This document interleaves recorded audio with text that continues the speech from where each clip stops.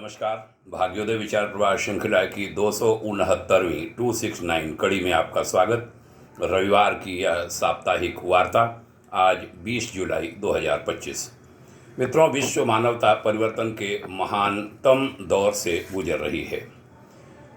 स्वाभाविक है, भारत इससे अछूता नहीं। भारत की मूल सनातनी पीढ़ी इन दिनों गंभीर रस्साकसी की स्थिति में है।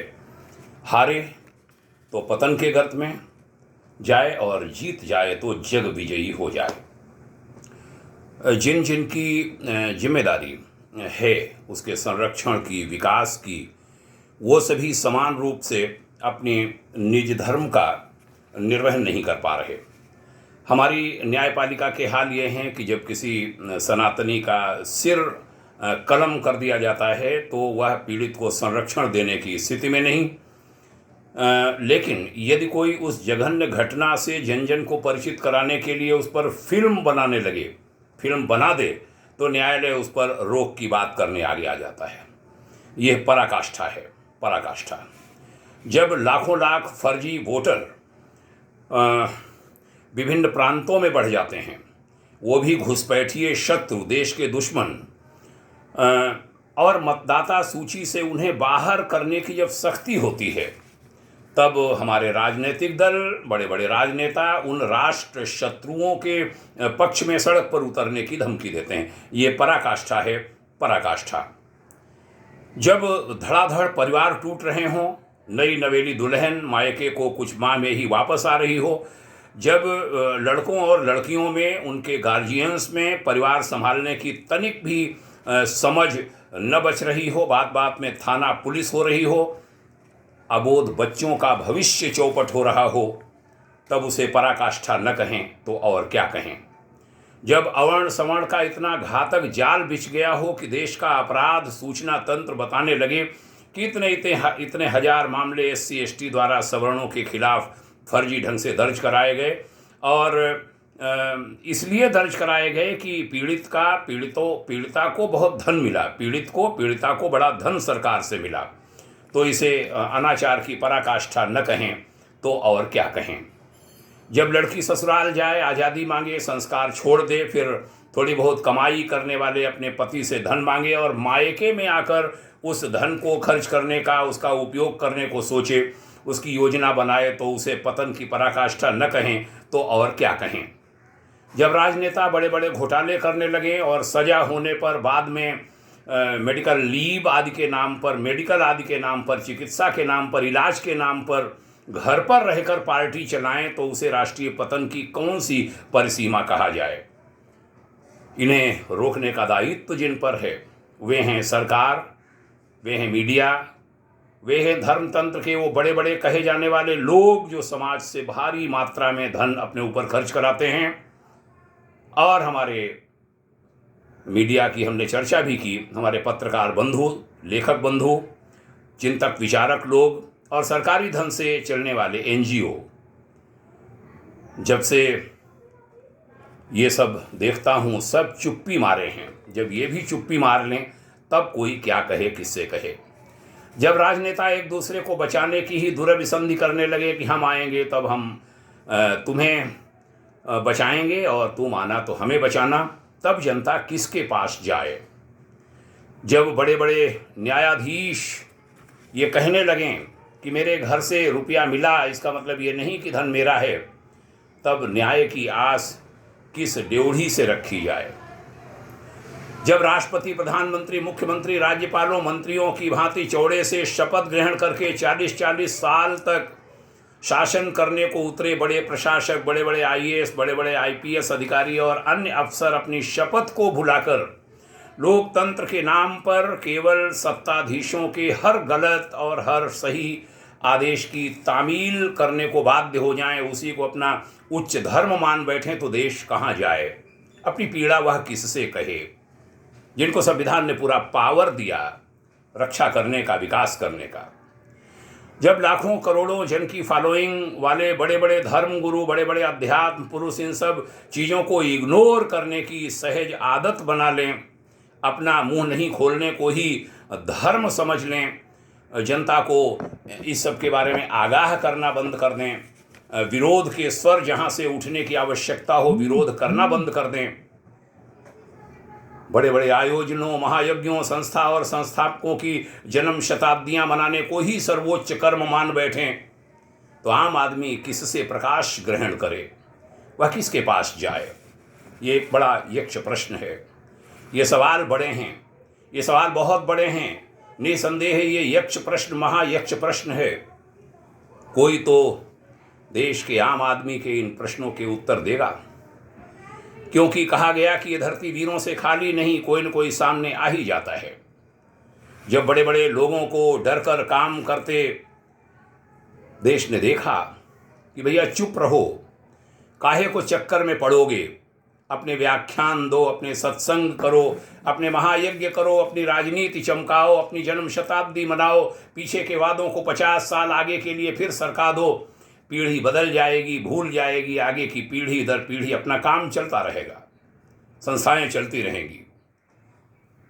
मित्रों, मेरी बहनों और भाइयों, तब कोई युवा सामने उतर पड़ता है, कहता है तुम गजवाए हिंद पर उतरोगे तो हम भगवाए हिंद का झंडा खड़ा कर देंगे। तब देश की जनता, राष्ट्र का सनातनी समाज उस एक युवक के पीछे चल पड़ता है। याद आती है वो पंक्ति, चल पड़े जिधर दो डगमग में, चल पड़े कोटि पग उसी ओर। हमने देखा है तब धर्म तंत्र हो या राजतंत्र अथवा समाज का कोई अन्य तंत्र, 27-28 साल के ऐसे युवकों के पीछे चल पड़ता है। और ऐसे युवक को अपने मंच पर बुलाने या उसके मंच पर जाने के लिए बड़े बड़े लोग लालायित होते हैं, वे चाहे धर्मतंत्र के लोग हों या समाजतंत्र के अथवा राजतंत्र के।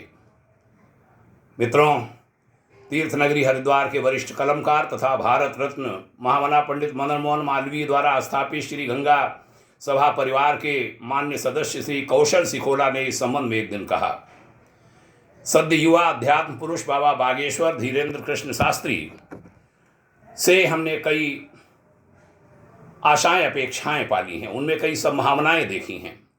वह आध्यात्मिक जगत में वीरभद्र के रूप में प्रकट हुए हैं। हाल में बिहार के सनातन सम्मेलन में उन्होंने कहा, यदि उन्हें गजवाए हिंद चाहिए तो हमें भी भगवाए हिंद चाहिए। बाबा ने कहा कि तिरंगे पर चांद चाहते हैं वे, तो हमें भी चांद पर तिरंगा चाहिए। उन्होंने कहा, हमारी लड़ाई किसी धर्म या मजहब से नहीं है, हमें उन हिंदुओं से लड़ना है जो अपने अपने दलों के माध्यम से हिंदुओं को तोड़ना चाहते हैं, हिंदुओं को बांटना चाहते हैं।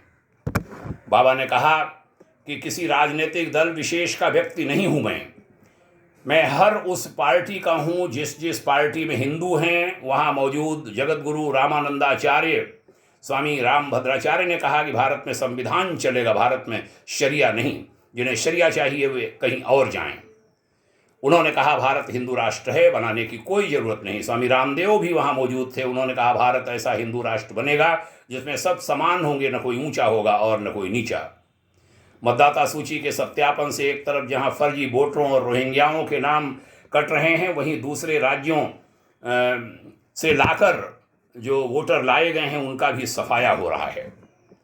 बिहार के सनातन सम्मेलन का असर निश्चित रूप से सभी पर पड़ेगा। कुछ लोगों के झुंझलाहट हो रही है, खीज हो रही है, कुंठाएं हो रही हैं, और वह कुंठा बढ़ने का यही कारण है।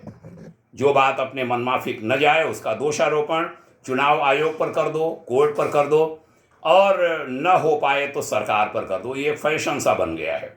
बीते कुछ वर्षों से देश का माहौल बिगड़ने के मिथ्या आरोप पर टिप्पणी करते हुए सिकोला जी बोले, बहुत से मित्र कहते हैं मोदी के पीएम बनने के बाद देश का माहौल बिगड़ गया है। दरअसल बिगड़ा कुछ नहीं। जो लोग खून का घूंट पीकर दम घोंट कर चुप रह जाते थे वे बोलने लगे हैं। 11 सालों में लोग बोलते ही नहीं हैं, सड़कों पर, बयानों में, सोशल मीडिया आदि पर तीखी टिप्पणियां करने लगे हैं, प्रतिक्रिया देने लगे हैं। 65 साल की छद्मवादी राजनीति ने जिन लोगों के सचमुच डर का माहौल पैदा कर दिया था वे मुखर हो उठे हैं। अब वो खुलकर जवाब देते हैं, सड़कों पर भी उतरते हैं। तभी तो जो लोग दशकों से डराते आए अब वे ही कहने लगे हैं कि डर लगता है इस देश में। जीवन भर बड़े बड़े पदों पर रह चुके कुछ बड़े लोग कहे उठे, भारत अब रहने लायक नहीं रहा। क्रिया हमेशा क्रिया नहीं रहती मित्रों। जिन्हें आज ध्रुवीकरण से डर लग रहा है, ध्रुवीकरण की बुनियाद उन्होंने ही रखी थी। कहा कि क्रिया की प्रतिक्रिया होती है। उन्होंने 65 साल तक मुस्लिम प्लस दलित वोटों पर राजनीति की, अब वे हिंदू पर कर रहे हैं। क्रिया जब प्रतिक्रिया बनती है तो लोगों को डर लगना लाजमी है। वैसे तो ये कहना उचित नहीं होगा कि किसी को किसी से डर लगे, लेकिन हाँ, जिन लोगों ने सदा से सनातन समाज को डरा कर रखा, उन्हें आज देश में डर लगना बहुत सारे लोगों को अच्छा लगने लगा है।